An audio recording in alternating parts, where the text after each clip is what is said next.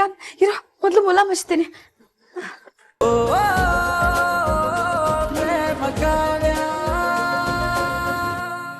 ಎಷ್ಟೇ ಆದ್ರೂ ರಾಮ್ನ ಹೆತ್ತಿರೋದು ಮಹೇಶ್ವರಿ. ಮಹೇಶ್ವರಿಗೆ ರಾಮ್ ಮೇಲೆ ಜಾಸ್ತಿ ಹಕ್ಕಿರತ್ತೆ, ಜಾಸ್ತಿ ಪ್ರೀತಿನೂ ಇರುತ್ತೆ. ಈ ಪ್ರೀತಿನೇ ಒಂದೊಂದ್ಸಲ ಅತಿಯಾಗಿ ಹೀಗೆಲ್ಲ ಮಾತುಗಳು ಬಂದ್ಬಿಡತ್ತೆ. ಆದ್ರೂ ಒಂದ್ ವಿಷಯ ಮಹೇಶ್ವರಿ, ಮೊದಲು ನಿನ್ ಮನಸ್ಸಿಂದ ಪ್ರೇಮ ಬಗ್ಗೆ ಇರೋ ಕಹಿನ ತೆಗ್ದು ಹಾಕು. ಇವತ್ತು ನಮ್ ರಾಮ್ ಜೀವಂತವಾಗಿದ್ದಾನೆ ಅಂದ್ರೆ ಅದಕ್ಕೆ ಪ್ರೇಮನೇ ಕಾರಣ.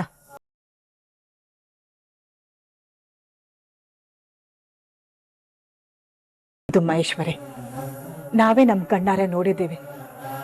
ಪ್ರೇಮ ಉರಿಯೋ ಬೆಂಕಿಗೆ ಹಾರಿ ತನ್ನ ಗಂಡನ ಉಳಿಸ್ಕೊಂಡಿದ್ದಾಳೆ.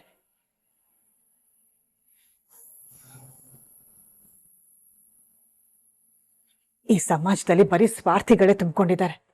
ಅಂಥದ್ರಲ್ಲಿ ತನ್ನ ಗಂಡನ್ಗೋಸ್ಕರ ತನ್ನ ಪ್ರಾಣನೇ ತ್ಯಾಗ ಮಾಡೋ ಅಂತ ಸೊಸೆ ನಮಗ್ ಸಿಕ್ಕಿದಾಳೆ. ಇಂಥ ಸೊಸೆ ನಮಗ್ ಸಿಕ್ಕಿರೋದು ನಿಜವಾಗ್ಲೂ ನಾವು ಮಾಡಿರೋ ಪುಣ್ಯನೇ.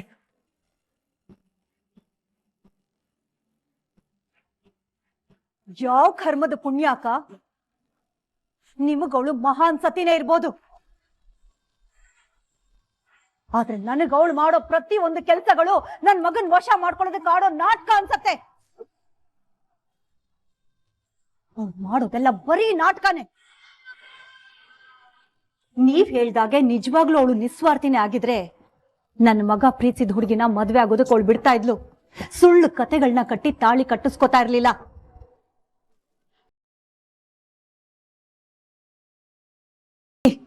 ನಿಮಗೆ ಎಷ್ಟು ಹೇಳಿದ್ರೇನೋ ಅಷ್ಟೇನೆ. ಆದ್ರೆ ಒಂದಲ್ಲ ಒಂದಿನ ಸತ್ಯ ಅನ್ನೋ ಬೂದಿ ಮುಚ್ಚಿರೋ ಕೆಂಡ ಹೊರಗ್ ಬಂದೇ ಬರುತ್ತೆ. ಆಗ ನೀವ್ ಕಟ್ಕೊಂಡಿರೋ ಈ ಸುಳ್ಳಿನ ಪ್ರಪಂಚ ಸುಟ್ಟು ಬೂದಿ ಆಗತ್ತೆ. ಅಲ್ಲಿವರೆಗೂ ಈ ನಿಮ್ ಮಹಾ ಸೊಸೆ ಗುಣಗಾನನ ಮಾಡ್ತಾನೆ ಇರಿ.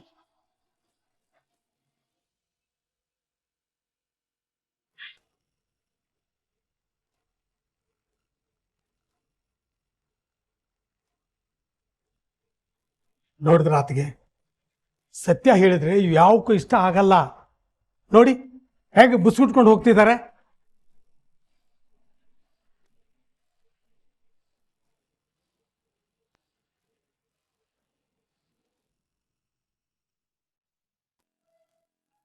ದೇವ್ರೇ, ಆ ಹಲ್ಲಿಗೆ ಪುಣ್ಯ ಬರ್ಲಪ್ಪ. ಅದಕ್ಕೆ ಆಯಸ್ಸು ಆರೋಗ್ಯ ಎಲ್ಲನೂ ಕೊಟ್ಟು 100 ಕಾಲ ಸಂದಾಗಿಟ್ಟಿರು. ದೀರ್ಘಾಯುಷ್ಮಾನ್ ಭವ.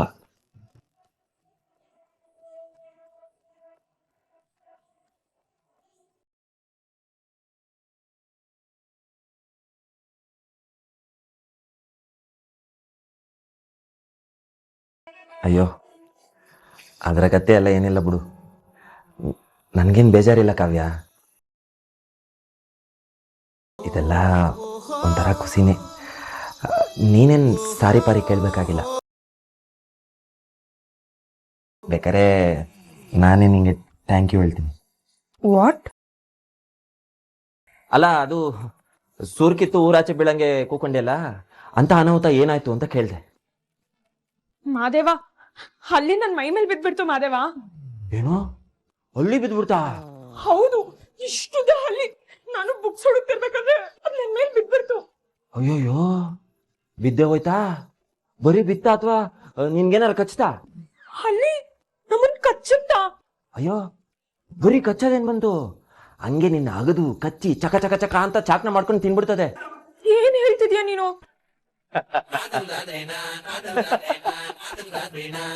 ಯಾಕೆ ನಗ್ತಿದ್ಯಾ?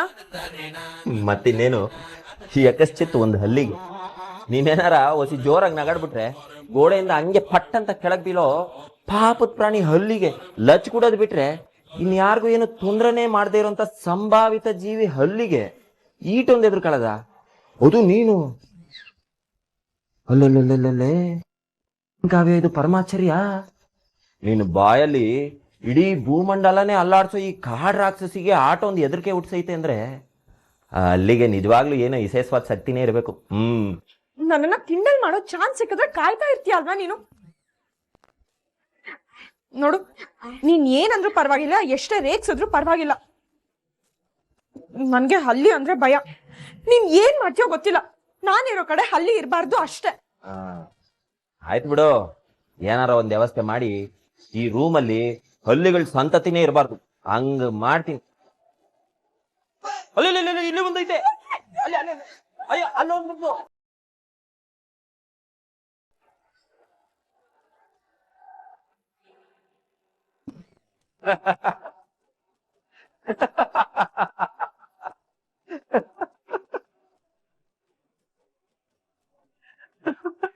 ಅಬ್ಬಾ, ನೀನ್ ಹಿಂಗೆ ಎದ್ರಕೊಳ್ಳೋದ್ ನೋಡ್ತಾ ಇದ್ರೆ ಏನೋ ಒಂಥರ ಸಮಾಧಾನ. ನಿನ್ ಸಮಾಧಾನಕ್ಕೆ ಒಂದಿಷ್ಟು ಬೆಂಕಿ ಹಾಕ, ನನ್ನ ಓಡಾಡ್ಸಿ ಮಜಾ ತಗೋತ್ಯಾ.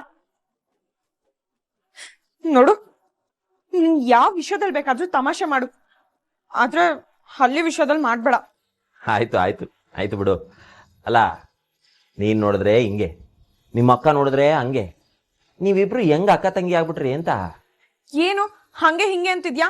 ಮತ್ತಿನ್ನೇನು, ನೀನ್ ನೋಡಿದ್ರೆ ಹಲ್ಲಿ ನೋಡಿದ್ರೆ ಎದುರ್ಕತ್ಯ, ಪಟಾಕಿ ಸದ್ದಿಗೆ ಬೆಚ್ಚ ಬೀಳ್ತೀಯ. ಮೊನ್ನೆ ಕಾಡಾಗ ನೋಡಿದ್ರೆ ಆವ್ ನೋಡ್ದೆ ಅಂದ್ಬಿಟ್ಟು ಎದ್ನೋ ಬಿದ್ದೋ ಅಂತ ಓಡಾಬಿಟ್ಟಿದ್ಯಾ. ಇನ್ ನಿಮ್ಮಕ್ಕ ನೋಡಿದ್ರೆ ಬೆಂಕಿ ಹತ್ಕೊಂಡು ಉರಿತಾ ಇದ್ದಿದ್ ಕಾರೊಳಿಕ್ ಹೋಗಿ ನನ್ನ ತಮ್ಮನ್ ಪಿರಾಣನೇ ಕಾಪಾಡ್ಬಿಟ್ರು. ನಿಜವಾಗ್ಲೂ ಶಾನೆ ಧೈರ್ಯವಂತೆ ಅವರು. ಅವ್ರಿಲ್ಲ ಅಂದಿದ್ರೆ ಇವತ್ ನನ್ನ ತಮ್ಮನ್ ಪ್ರಾಣ ಉಳಿತಾನೆ ಇರ್ಲಿಲ್ಲ.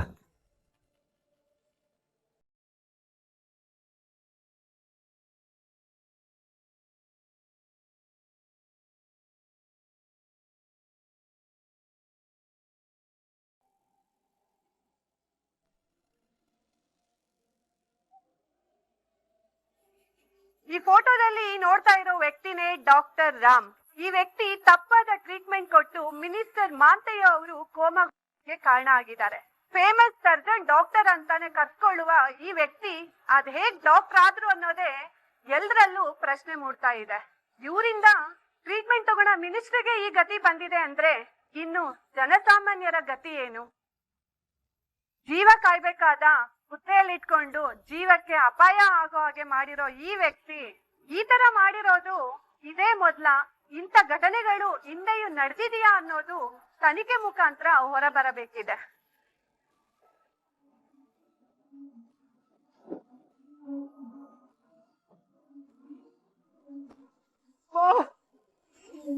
ಅಯ್ಯೋ ರಾಮ್, ಏನಾಯ್ತು? ಅಯ್ಯೋ, ಇದೇನಿದ್ ರಕ್ತ ಬರ್ತಿದೆ. ನಾನ್ ನೋಡೇ ಇರ್ವಲ್ಲ ರಾಮ್. ಇರೋ, ಮೊದ್ಲು ಮುಲ ಮುಚ್ತೀನಿ.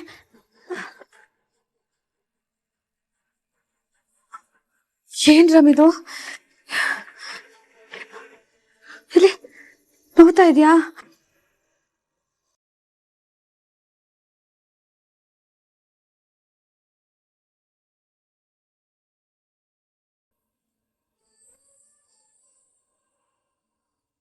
ಏನ್ ರಾಮ್ ಇದು? ಎಷ್ಟೊಂದು ರಕ್ತ ಬರ್ತದೆ.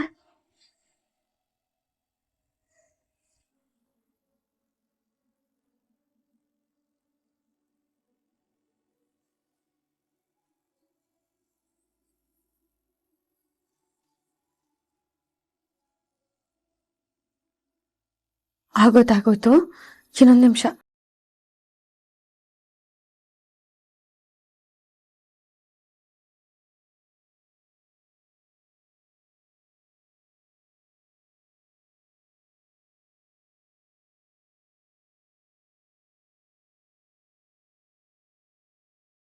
ನೋವಾಗ್ತಿದ್ಯಾ ರಾಮ್? ಇನ್ನ ಮೆತ್ತಗೆ ಹಚ್ಲಾ?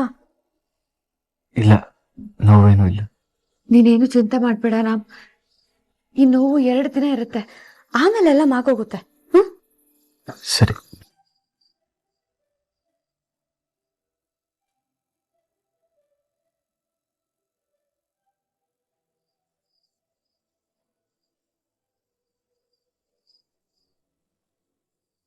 ಇದೇನು ರಾಮ್, ಕುತ್ತಿಗೆಗೂ ಗಾಯ ಆಗಿದೆ. ಹೇಳ್ಬೇಕಲ್ವಾ ನೀನು? ನಾನು ನೋಡೇ ಇಲ್ಲ. ಇರು, ಅಲ್ಲೂ ಮುಲಾಮ್ ಹಚ್ತೀನಿ.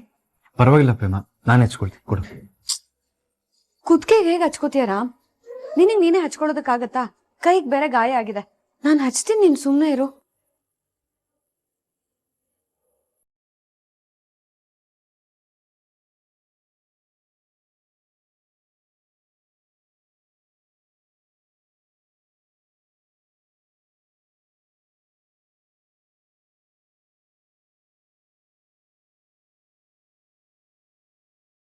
ಎಂತ ದಡ್ಡಿ ನಾನು, ಇದನ್ನ ಯಾವುದನ್ನು ಗಮನಿಸ್ಲೇ ಇಲ್ಲ.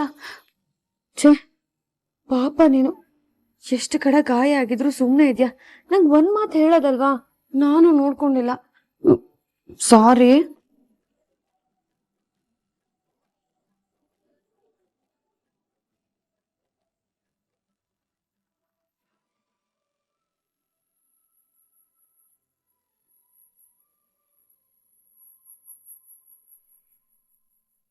ಹೌದು, ಇವತ್ತು ರಾಮ್ ಜೀವಂತವಾಗಿ ಉಳಿಯೋದಕ್ಕೆ ನಮ್ಮ ಅಕ್ಕನೇ ಕಾರಣ. But Ram doesn't deserve this. ನಮ್ಮ ಅಕ್ಕನ ಕಿಡ್ನಾಪ್ ಮಾಡಿ ತಾಳಿ ಕಟ್ಟಿ ಈಗ ಏನು ಆಗೇ ಇಲ್ಲ ಅನ್ನೋ ರೀತಿ ಇದ್ದಾರೆ. ಇಂಥವ್ರಿಗೋಸ್ಕರ ನಮ್ಮ ಅಕ್ಕ ತನ್ನ ಪ್ರಾಣನ ಪಣಕ್ಕಿಡ್ಬೇಕಿತ್ತ ಅಂತ ಅನ್ಸುತ್ತೆ. ರಾಮ್ ಮಾಡಿರೋದು ಅಷ್ಟು ಬೇಗ ಮರ್ತೋಗುವಂತ ತಪ್ಪಲ್ಲ, ತುಂಬಾ ದೊಡ್ಡ ತಪ್ಪು. ಅದು ಅಲ್ಲದೆ ಇನ್ನು ನಮ್ಮ ಅಕ್ಕನ ಅವ್ರ ಹೆಂಡತಿ ಅಂತ ಅವ್ರು ಇನ್ನೂ ಸ್ವೀಕರಿಸಿ. ಆಗಿದ್ದೆಲ್ಲ ಒಳ್ಳೇದಕ್ಕೆ, ಈಗ ಆಯ್ತಿರೋದು ಒಳ್ಳೇದಕ್ಕೆ, ಮುಂದೆ ಆಗೋದು ಒಳ್ಳೇದಕ್ಕೆ ಅಂತ ಆ ಶ್ರೀಕೃಷ್ಣ ಪರಮಾತ್ಮನೇ ಹೇಳೋನು. ನನಗೆ ನಂಬಿಕೆ ಅದೇ, ಅವರಿಬ್ರು ನಡುವೆ ಎಲ್ಲನೂ ಸರಿ ಹೋಯ್ತದೆ. ಅವರಿಬ್ರು ಒಬ್ರನ್ನೊಬ್ರನ್ನ ಸಂಸ್ಕತಾರೆ. ನಮ್ ರಾಮು ಪ್ರೇಮ ಅವ್ರನ್ನ ಮನ್ಸ ಅಂತ ಸ್ವೀಕಾರನೂ ಮಾಡ್ತಾನೆ. ಅಷ್ಟೇ ಅಲ್ಲ ಕಣಮಿ, ನೀನು ಈ ಬಹದ್ದೂರ್ ಗಂಡು ಮಾದೇವನ್ನ ಗಂಡ ಅಂತ ಒಪ್ಕೋತೀಯ. ಓಯ್, ಏನು ಕಣ್ಣಲ್ಲೇ ಆ ಪಾಟಿ ಚುಚ್ಚೋ ತರ ಗುರಾಯಿಸ್ತಾ ಇದೆಯಾ? ನಾನೇನಾದ್ರು ತಪ್ಪು ಹೇಳಿದ್ರು? ನಾನಿನ್ನ ಈ ಜನ್ಮದಲ್ಲಿ ಗಂಡ ಅಂತ ಒಪ್ಕೊಳ್ಳೋದಿಲ್ಲ ಅಂತ ಗೊತ್ತಿದ್ದು ಮೂರ್ಖಂತರ ಆಡ್ಬೇಡ ನೀನು.